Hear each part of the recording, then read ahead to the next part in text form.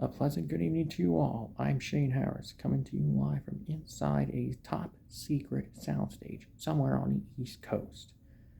I have to be quiet because there's other people working around this very peculiar, boring little room. Now, MPI requested me to do Fangbone as one of the shows on Shane Harris tonight. Guess what? Your wish is your command. Here we go.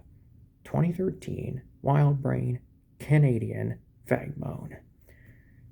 Bill Goodwin happens to be just a normal, average kid living in modern day Canada. He somehow gets approached by this kid, a savage barbarian named Fangbone, who lives in a completely different planet, in a completely different time. And he somehow ends up in modern day Canada because of some weird thing that I cannot spoil you about. And then every single episode, he learns more ways to adapt to modern human life. And somehow he becomes best friends with Bill. Even though Fangbone takes things to the extreme, like beating people up whenever he sees it, and living that aggressive, violent lifestyle almost, even though there's no blood and stuff. And this was all before Primal, so think about that.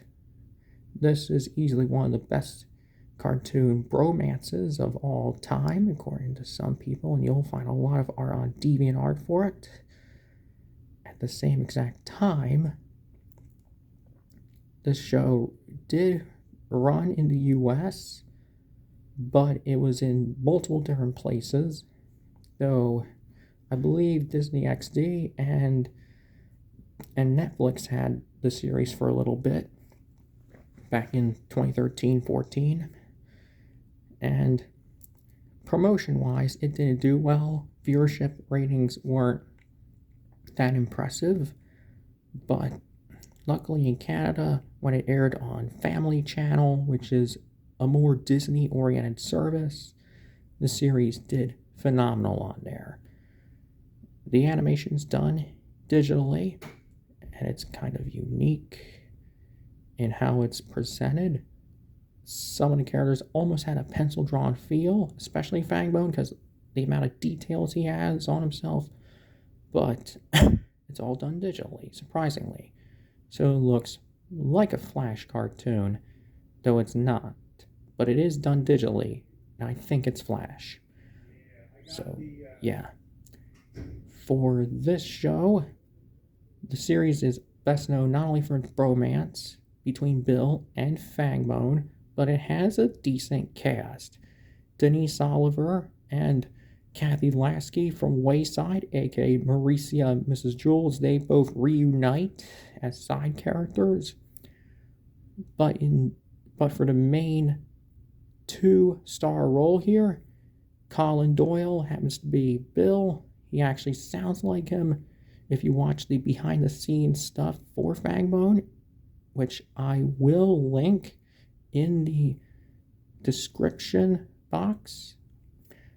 And funny enough, Taylor Abrahams, or Taylor A, as he's known on his social media handle, he plays Fangbone, and he is amazing, hysterically funny, and Taylor does music as well. A lot of good music. And by the way, Abrahams also is Huxley on DNAs, which makes me feel happy. By the way, I was going to cosplay as Ace Ripley, but my associates said no because I had automotive pinstripe tape to make my genetic strand. So hence the reason why I am wearing this OKKO custom shirt that I got on Redbubble and combined it with my Converses that I had for my Ace Ripley cosplay. So, yeah. Anyway, this guy, Taylor Abrahams, he also wrote the theme song to Fangbone, but he does not sing it.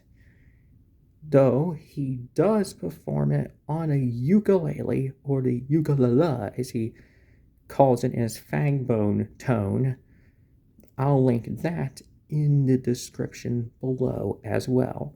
And if you've been into my post section, there is this interactive game that once existed on the now defunct Fangbone website. You can check that out by heading over to my post section. That video was uploaded by the man who requested to do Fangbone. That is MPI, so check him out if you can. Anyway, next week we got Atomic Betty. Then the week after that, it's going to be the final 2 shows. We got Monster Buster Club, and then Dude, That's My Ghost. And then the week after that, we will unleash the Mayhem tournament with the bracket breakdown. I'll tell you all about once we get there. Till then, I'm Shane Harris. Enjoy your start to March, and I'll see you real soon. Good night.